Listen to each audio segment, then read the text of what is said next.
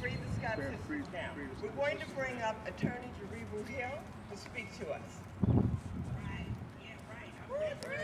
I'm ready to talk.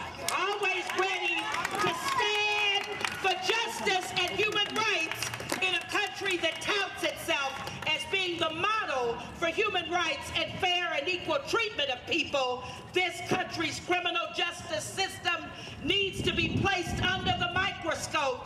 Scrutiny needs to happen immediately because we have disproportionately over 1 million people of African descent in prison and others who are innocent as well. You remember Reuben Hurricane Carter. You remember Nelson Mandela in South Africa. You remember Joanne Little and so many other victims who were innocent. Joanne Little and Cheryl Todd were raped by a sheriff's deputy, and they were accused of murder, and they languished in prison. Here you have 2 young women who went into prison as young girls, went into prison for no reason at all. No reason at all. They still, to this day, maintain their innocence, and even if they had stolen $11 worth of something or other, I'm a municipal judge, and that's less than a misdemeanor. We have to demand justice now. Right. We got to call everybody out. We got to demand accountability. We got to use the brain that the Creator has given us. Don't start thinking and saying to yourself, well, what did they do? Maybe they deserved it. Double life sentences for what is known as a black-on-black crime. Hello, work with me on that. Work with me on the logic. Work with me on the history of what happens in this criminal justice sentence. There has never been a case where the victims were reportedly African American and the culprits were black that anybody got that kind of sentence. We're not condoning that sentence for anyone, black or white, but we note the unfairness and the disproportionality of the way justice is meted out in our society. If you're poor, you can't afford a lawyer, you're shafted, you're messed over. If you are related to somebody who was messed over, as it turns out with Jamie and Gladys, you're shafted and messed over.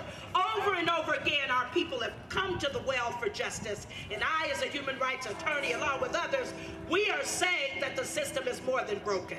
We're saying that until our people can get justice, until everyone who languishes in prison who's innocent is freed, we're saying the system is more than broken, the system is unworkable. Jamie and Gladys Scott have to be released. They have to be released now because others who have done way more, who have done reprehensible things, crimes against children, selling drugs in our community, they have been pardoned by this same leader. We have to demand that these women be released now. Chris Epps has been contacted. Chris Epps, if you hear me under the sound of my voice, you need to answer the letters, the petitions, the emails that you receive. You need to check Glenda Perry, who doesn't return phone calls, won't answer the mother's calls when her daughter has been taken to the hospital, and they won't even tell her where her daughter is. So much I could just go on and on and on. But I have so many opportunities to be on forums. I'm not going to hog the forum today, but I will simply say this. This is the same country that started on an auction block. This is the same country where Dred Scott came and asked for justice. We have to demand justice for everyone. And historically, people of color, people of African descent have done that. We have not marked it as a race issue. We have said that anybody in the justice system who's not being treated fairly deserves equal treatment and fairness. Now we're saying today we're trying to stay focused. We're demanding the release of these young women because it's way overdue. Even if they had done it, they should have been out. They should have only gotten at least, at the very most, 3 years. At the very most, even under the laws that were applicable then. This is outrageous. We can't just sit back, and those who are comfortable sitting back saying nothing, whether you are elected or appointed, shame on you. And you need to know that we're going to be demanding accountability that will force this issue, because this issue sheds a light and casts a light on the whole system. If we can get Jamie and Gladys free, and it will be through the courageous efforts of her mother, because that's how all of us were brought together. Evelyn Rasco is a true freedom fighter, and we have to lift her up and support her in her efforts to free her daughters and to support daughters. Their mothers are not deadbeats. They're not trifling.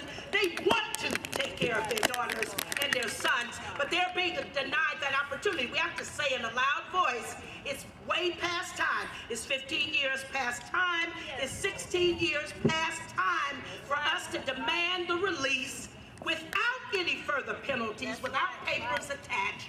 It is time to demand the release. Others who are truly criminal are walking around free right now. Making laws, making decisions that affect our lives. Okay, up until recently, all the way up in the White House. And we have to keep watching even now.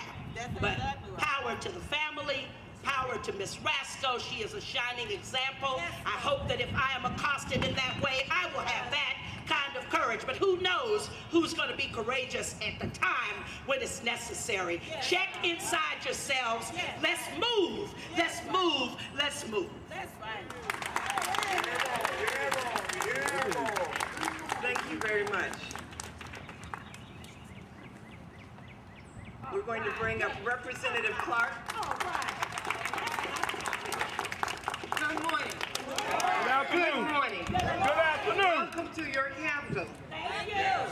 I commend you for your efforts. It's something that we should have done a long time ago. Time is now. That's right. If we don't try to do something about it, who will? Nobody. I commend you and I thank you. I think I've done something at some legislation I was asked to do, try something about it, and we'll see how that goes. But I just wanted to come by and say thank you, I commend you, and if there's anything I can do to help this effort, please don't hesitate to let me know. Thank you again. Thank you, sister. Thank you. Thank you for letting us stand for it.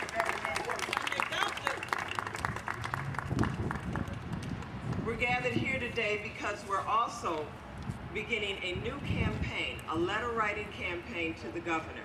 And we're going to hand out this letter all across the country.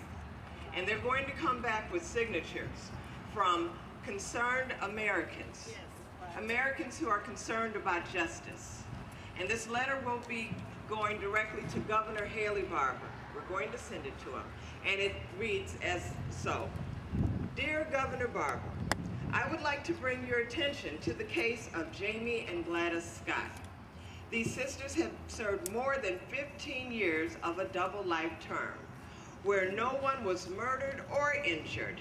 State witnesses have testified to their innocence. Jamie Scott's kidneys have failed and her health is fading fast. We need your help now. Mississippi needs to know that there are those of us who believe in justice and human rights and are prepared to take a stand for the Scott sisters. Free the Scott sisters now. I bring up to you Attorney Chokwe Lumumba.